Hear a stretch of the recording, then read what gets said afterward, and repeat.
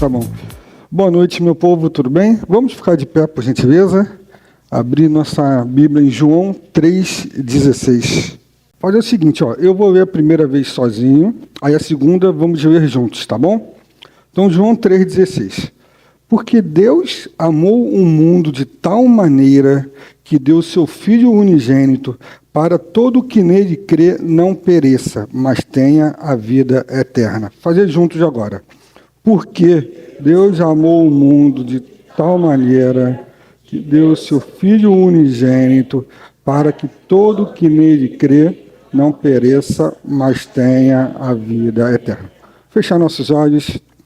Senhor Deus, obrigado porque é tão bom estar na sua casa. É tão bom sentir a tua presença na comunhão entre os amigos, entre os santos. É tão bom saber que pertencemos a um Deus que nos ama, que cuida de nós. Obrigado pelo louvor, Senhor, que podemos sentir a tua presença. É muito bom vir aqui e nos entregar diante de ti. Que o Senhor venha me usar nesta noite. Não que não seja o meu intelecto, que não seja o meu esboço, mas que seja o Espírito Santo que habita em mim. Que o Senhor venha me usar para abençoar este povo que já é tão abençoado, Senhor. Obrigado pelo privilégio de poder estar aqui na tua casa e poder ouvir e aprender mais de ti a cada momento que estamos aqui. Obrigado, Senhor, em nome de Jesus. Amém. Amém. Pode se sentar, por favor. João 3,16. Provavelmente vocês já ouviram várias mensagens sobre esse verso, mas poucos versículos na Bíblia conseguem com tanta profundidade e simplicidade resumir o Evangelho de Cristo. A primeira vez que eu consegui resumir, que tive muita clareza acerca do que Cristo fez para mim, foi quando eu li esse versículo. Porque Deus amou o mundo de tal maneira que deu seu Filho unigênito para que todo aquele que nele crê não pereça, mas tenha a vida eterna. Martinho Lutero dizia que este versículo é o pequeno evangelho. É rápido, você consegue ler ele em 10 segundos, mas ele tem e consegue manter toda a mensagem da salvação em uma única frase. Uma única frase. É possível lê-lo em menos de 10 segundos, mas é impossível esgotar o seu significado em toda uma vida. Cada palavra é uma mina de ouro, cada palavra tem muito significado. Deus é o autor do amor. Amor é uma ação suprema. O mundo é o objeto do amor. Deus é a prova Deus é a prova do amor. Seu Filho unigênito é o presente do amor. Todo aquele que nele crê é o alcance do amor. E não pereça, mas tenha a vida eterna, é o resultado do amor. Conta-se que um certo pastor já idoso, já próximo da morte, foi visitado por jovens teólogos. E eles pediram que ele resumisse tudo em uma única frase. E pediram que ele resumisse toda a sua vida, todo o seu ministério em uma frase. E ele sorriu e disse: posso resumir numa única frase: Jesus me ama. E isto eu sei, porque a Bíblia diz assim. E este é o Evangelho na sua essência. Mas para nós compreendermos esse contexto aqui, compreendermos por que Jesus disse isso, precisamos entender o contexto, entender a profundidade dessa declaração, precisamos entender o cenário na qual ela foi dita. E qual foi o cenário? Uma conversa noturna entre Jesus e Nicodemos. João 3,16 não foi falado, dito para uma multidão, não, foi uma conversa pessoal. E é isso que torna mais bonito. Jesus revela o amor de Deus no silêncio da noite. Aí há um homem que não conseguia ainda entender a sua graça. João 3, vou ler para vocês. Havia entre os fariseus um homem chamado Nicodemos, um dos principais dos judeus. Este de noite foi até Jesus e lhe disse: Rabi, Sabemos que o Senhor é mestre vindo da parte de Deus, porque ninguém pode fazer esses sinais que o Senhor faz, se Deus não estiver com ele. Jesus respondeu: em verdade lhe digo, que se alguém não nascer de novo, não pode ver o reino de Deus. E Nicodemos perguntou: como pode um homem nascer sendo velho? Será que pode voltar ao ventre materno e nascer uma segunda vez? Jesus respondeu: em verdade lhe digo, quem não nascer da água e do Espírito não pode entrar no reino de Deus. O que é nascido da carne é carne, e o que é nascido do Espírito é Espírito.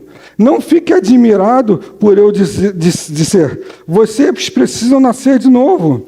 O vento sopra onde quer. Você ouve o barulho que ele faz, mas não sabe de onde ele vem, nem para onde ele vai. Assim é todo que é nascido do Espírito. Então Nicodemos normalmente pergunta: como pode ser isso?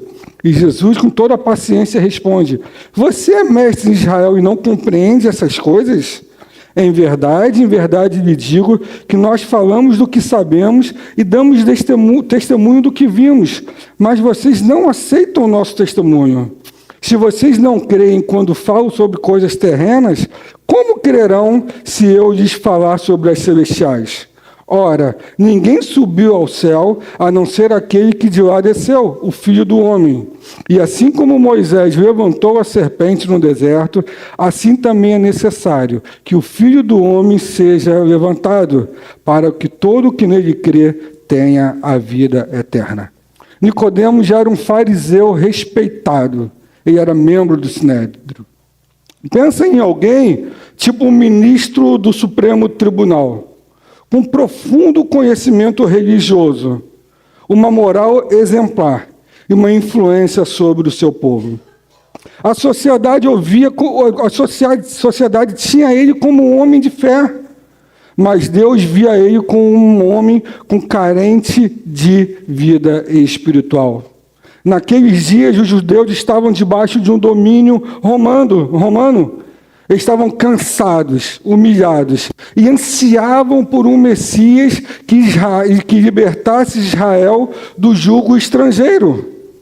O que o povo estava esperando? De um herói político, não um Salvador crucificado. E os judeus, o povo, ansiava por um Messias libertador, um rei poderoso, que os livrasse da opressão e colocasse eles no mais patamar, como nas épocas dos juízes, na época de Davi. Mas Jesus veio totalmente diferente.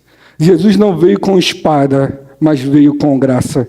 Ele não veio com exércitos, milhares de avassaladores, mas ele veio com o Espírito. E Nicodemos tinha tudo que o mundo religioso poderia oferecer. Ele é um cara que tinha conhecimento, reputação, moralidade, posição, mas lhe faltava algo, que era uma vida espiritual. E por isso ele vai ao encontro de Jesus. E interessante que a Bíblia fala claramente que ele foi à noite, talvez por vergonha, talvez por medo, talvez em busca de um encontro secreto com a verdade. E é interessante que esse detalhe é simbólico. Ele está em trevas, ele vai no meio da noite se aproximar da luz. E aí, naquela conversa, Jesus revela o que ninguém poderia imaginar. É necessário nascer de novo. E isso deixa ele bugado, deixa ele em choque. Imagina o choque de Nicodemos ao ouvir Jesus. É necessário nascer de novo. Ele deve ter pensado: caramba, como assim? Eu sou filho de Abraão, eu conheço a lei, eu conheço bem a lei, eu sou um mestre em Israel. O que mais me falta? Ele se achava, porque ele era respeitado, ele tinha conhecimento da lei. Mas Jesus novamente diz: Nicodemos, você tem religião, mas você não tem relacionamento com Deus. Você pode até ter uma vida na fé, mas você não tem uma fé salvífica. Você tem aparência, mas não tem vida. Você cumpre mandamentos, mas ainda não foi transformado. E quantos vivem assim? Quantos ainda vivem assim? Quando eu leio isso, eu lembro muito de como eu era antes de conhecer a Jesus Cristo. Eu tinha aparência, mas não tinha vida. Eu conhecia os 10 mandamentos, que eu fui criado por reis católicas, mas ainda não tinha sido transformado. Muitos de nós somos como Nicodemos. Quantos de nós ainda somos assim? Sabemos sobre Deus, mas não o conhecemos pessoalmente. Temos Bíblia em casa, temos os sermões, temos os salmos preferidos, mas não temos a palavra de Deus no nosso coração. Cumprimos tradições, viemos já de igrejas domingos, mas não sentimos a presença de Deus.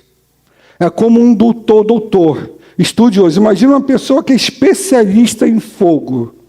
Fez faculdade, graduação, pós-graduação, mestrado, doutorado, e sabe tudo sobre fogo, mas nunca se aqueceu dele.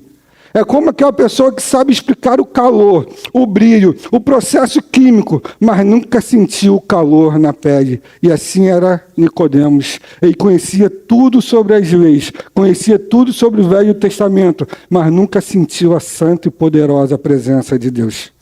Mas antes de julgar Nicodemos, precisamos de olhar para nós mesmos. Precisamos fazer uma reflexão intrapessoal, que é olhar você para você mesmo. Quantos de nós ainda somos como Nicodemos modernos? Sabemos muito sobre Deus, porque o mundo nunca se falou sobre Deus em canções, em Instagram, em WhatsApp, em tudo. Mas será que conhecemos a Deus como realmente Ele é? Sabemos muito sobre Deus, mas conhecemos pouco de Deus na sua simplicidade. Podemos até frequentar a igreja, servir, cantar, ensinar, dar dízimos e ainda assim nunca ter nascido de novo. Podemos ter um nome respeitado na sociedade. Você pode ser respeitado no seu colégio, no seu trabalho, no seu condomínio. Pode ter um nome respeitado, mas um coração vazio de Deus. Nicodemos representa o homem que quer entender o reino com a lógica humana, com a lógica da carne. Que quer ter fé, mas sem perder o controle. Quer experimentar a Deus, mas sem se expor à sociedade. Quer uma salvação sem arrependimento. Quanto de nós ainda somos Nicodemos modernos? Ele é o símbolo de quem busca a Deus, mas ainda quer ditar as condições para buscar a Deus. E Jesus, com carinho, amor e firmeza, desarma toda a religiosidade dele quando ele diz: Nicodemos, se alguém não nascer da água e do Espírito, não pode entrar no reino de Deus. Jesus está dizendo: você precisa de transformação, não de informação. Você precisa de conversão, não de religião. Você precisa de uma vida espiritual e não de somente boas intenções. E aí continua a conversa entre Jesus e Nicodemos, o religioso. Jesus quebrou a lógica humana na cabeça dele. Nicodemos estava tentando entender racionalmente. Mas, Senhor, como pode um homem nascer sendo velho? E, gente, sendo bem sincero, eu até creio que ele estava tentando entender, mas imagina na cabeça dele. Um doutor na lei, uma pessoa extremamente inteligente. Ele foi em busca de resposta. Jesus diz: você precisa nascer de novo. Na cabeça, mas como assim nascer de novo? Jesus está falando para Nicodemos, está falando para mim, para você, que ele precisa de um nascimento espiritual. E algo que somente o Espírito Santo pode realizar. Imagina um computador de uma última geração, moderno, bonito, cheio de recursos, mas sem energia, ele não funciona exatamente para nada. E é assim que acontece comigo e contigo, com o ser humano, quando não tem o Espírito Santo de Deus nele. Tem estrutura, tem potencial, mas não tem vida, não tem fôlego de vida. E Jesus diz: o que é nascido da carne é carne, e o que é nascido do Espírito é Espírito. Nicodemos queria reforma, mas Jesus estava oferecendo para ele uma regeneração. Ele queria melhorar o velho homem. Quantas vezes nós fazemos isso? Nós olhamos e, precisamos de melhorar o velho homem. Mas Jesus queria um novo homem. Jesus fala de algo muito além da compreensão humana. o Novo Testamento. E hoje é fácil para nós entendermos porque nós conhecemos o Evangelho como todo. Mas Nicodemos não conhecia o final da história. Nicodemos não sabia que Jesus seria sacrificado e crucificado por nós. Então, na cabeça dele, ele bugou. Para nós lermos João 3,16 é fácil entender, mas para Nicodemos não. E Jesus estava dizendo para ele, Nicodemos, você precisa nascer de novo. E algo que para ele era incompreensível. O milagre da regeneração. A obra do Espírito Santo que nos dá vida, nos dá uma nova natureza, nos dá um novo coração. Nascer da água simboliza arrependimento, simboliza purificação, simboliza mudança. E na cabeça de Nicodemos isso não era muito claro. Arrependimento de quê? Preciso me purificar de quê? Eu sou de Abraão, eu sou da leva antiga, eu sou da lei, mudar o quê? E Jesus disse, você precisa nascer do Espírito, que significa receber uma nova vida vinda de Deus. Nicodemos pensava em reforma moral, mas Jesus estava falando para ele de uma transformação espiritual. E é nesse diálogo, nesse contexto, que Jesus declara a maior verdade da história. E é nesse contexto, nesse diálogo, que Jesus pronuncia o versículo que mudaria a história da fé. Porque Deus amou o mundo de tal maneira que deu o seu único Filho, para que todo aquele que crer não pereça, mas tenha a vida eterna. Primeira parte, Deus amou o mundo, que é o alcance do amor. E a primeira palavra que Deus utiliza é Deus. Isso mostra que a salvação começa no céu, começa no Gênesis, e não na terra. Não fomos nós que procuramos Deus, mas foi Ele quem nos procurou. E a ação é amou, não castigou, não acusou, mas a Bíblia diz que Deus amou. Um pregador certa vez disse, se João 3,16 dissesse que Deus amou os justos, eu duvidaria talvez da minha salvação. Se Deus tivesse falado que amou os religiosos, eu teria uma esperança da minha salvação. Mas ele disse que Deus amou o mundo, então eu sei que tem um lugar para mim, eu sei que tem um lugar para você, eu sei que tem um lugar para todo aquele que crê nele. E esse amor é inexplicável. E o mundo aqui é simbolizado pela palavra cosmos, significa que é um sistema de rebelião contra Deus. A palavra mundo é o sistema humano rebelde, afastado, pecador. Mas Deus não amou o mundo por causa da sua beleza, mas apesar da sua maldade. Ou seja, Deus amou o que ele odiava. É como um pai que vê o filho se perder nas drogas, o desprezar e o maltratar. E mesmo assim, esse pai continua amando. Esse é o amor de Deus para conosco. Um amor teimoso, insistente e invencível. Quando Deus diz que amou o mundo, Ele está derrubando uma muralha. Os judeus criam que Deus amava somente Israel. Mas Deus revela que o amor ultrapassa fronteiras, culturas e religiões.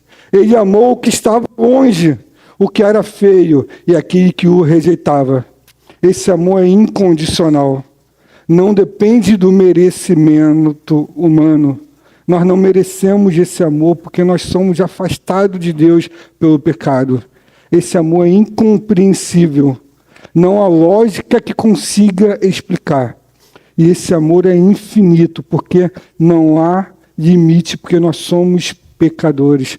Pecamos diariamente. E a Bíblia diz que se nós formos seguir pela lógica da perfeição, nós nunca seremos salvos porque nós pecamos diariamente. Pecamos várias e várias vezes. Mas Deus amou o mundo e esse amor é infinito, porque para o pecado não há limite. Ele amou o mundo inteiro. Amou o religioso, o pecador, o drogado, o orgulhoso, o ansioso, o desiludido, o religioso. Amou a mim, amou a você. Isso inclui a nós. todos aqueles que viviam e vivem em trevas. Na segunda parte diz que Deus deu o seu Filho unigênito, e esse foi o custo desse amor.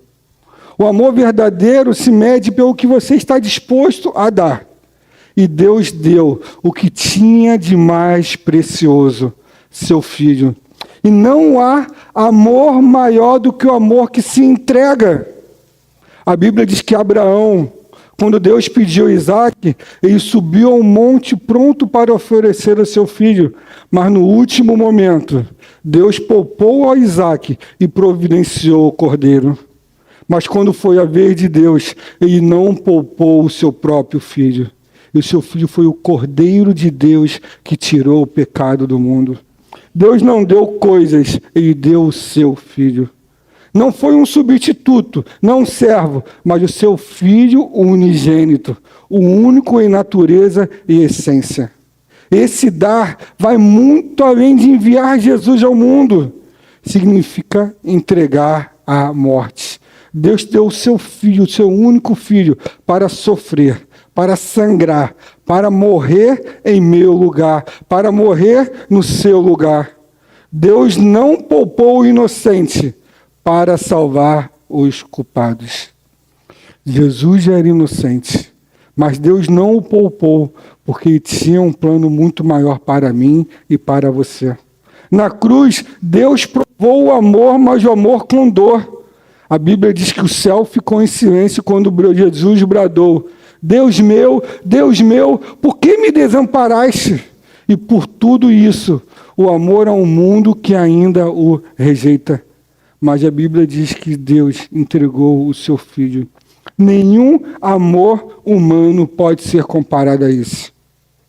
Deus não nos ama porque somos bons. Ele nos ama para nos tornar pessoas boas. Ele não nos ama porque valemos algo. Nós valemos algo porque Ele nos amou primeiro. E depois Ele segue: para todo aquele que nele crê. Não é para todo aquele que se compreenda, não é para todo aquele que vai andar com ele, não. É para todo aquele que não, é para todo aquele que nele crê. Não são para todas aquelas pessoas que acham que são merecedores, não. São para todos aqueles que nele crê em Jesus. E crer é confiar, é se lançar sem reservas, como alguém que pula nos braços de alguém de quem ama. Conta-se que o equilibrista, eu acho que eu vi isso do pastor Fábio, foi atravessar as cataratas no Niágara sobre uma corda. E depois de cruzar, perguntou à multidão: vocês acreditam que eu posso atravessar levando alguém nas costas? E todos gritaram: sim, sim, acreditamos. Então ele disse: quem quer ir comigo? E adivinha, alguém se apresentou? Não. Crer em Jesus é mais do que acreditar que Ele pode se salvar. Crer em Jesus é confiar a vida nele. Não só família, não só emprego, não é só sentimentos, não é só momentos, não. É confiar a sua vida inteira nele. E essa fé é para todo aquele. Não importa se é Nicodemos, não importa se é religioso, não importa se é um ladrão na cruz, não importa se é a mulher de Samaria, não. Todos têm o mesmo acesso à fé. E aqui está o ponto central: fé. Não é religião, não é mérito, não é tradição, é crer. Crer não é apenas aceitar intelectualmente, mas crer é entregar-se pessoalmente a Jesus Cristo. A fé verdadeira é o abandono da autoconfiança. É você achar que você consegue tudo. É quando alguém diz: eu não posso, mas Cristo pode. E essa fé é inclusiva. É todo aquele que não admite. Não importa o passado, não importa a idade, não importa o histórico, mas todo aquele que crê é alcançado pela promessa. É para o Flávio, é para o João, é para a Sofia, é para a Patrícia, é para a Renata, é para Nicodemos, é para o religioso, é para todo aquele que nele crê. Nicodemos precisava da mesma fé que o publicano, da mesma fé que a prostituta, a mesma fé que o ladrão na cruz. Porque no reino de Deus não há distinção nem currículo espiritual. É todo aquele que se entrega a Jesus como Senhor e Salvador. E depois ele segue: não pereça, mas tenha a vida eterna. E esse é o propósito. A palavra pereça fala de perdição eterna. É uma separação definitiva de Deus. Mas Deus oferece exatamente o oposto: vida e vida eterna. E vida eterna não é apenas viver para sempre nesse mundo. É viver com propósito, é viver na presença de Deus, é viver com o Espírito Santo habitando dentro de nós. O inferno começa quando o homem se afasta de Deus, mas o céu começa quando Deus habita no homem, quando o Espírito Santo passa a habitar no homem. A vida eterna começa aqui e agora. É o novo modo de viver, é aqui e no porvir. É o tipo de vida que Nicodemos não tinha, mas Jesus ofereceu a ele. Deus não quer que ninguém pereça. O coração de Deus é salvar, não condenar. Jesus veio não para julgar o mundo, mas para que todo o mundo fosse salvo por ele. João 3,17 diz: porque Deus enviou o seu Filho ao mundo, não para que condenasse o mundo, mas para que o mundo fosse salvo por ele. Vida eterna não é apenas uma duração, é uma qualidade de vida, é uma vida reconciliada com propósito, com paz e com esperança. Nicodemos é o retrato de muitos nós, que conhecemos a Bíblia, mas não conhecemos o autor da Bíblia. Falamos sobre Deus, mas não conversamos com eles. Buscamos respostas, mas temos medo da verdade. Queremos o céu, mas ainda estamos presos aos pecados e às trevas. Nicodemos somos nós quando tentamos explicar a fé ao invés de vivê-la. Muitas vezes valorizamos a aparência espiritual, mas escondemos o vazio interior. Temos medo de ser vistos com Jesus e muitas vezes procuramos Deus no escuro, mas não deixamos a sua luz revelar quem nós somos. Mas há algo maravilhoso. Nicodemos mudou. Depois da crucificação, Nicodemos já aparece novamente em João 19:39, carregando cerca de 30 quilos de perfumes para preparar o corpo de Jesus Cristo.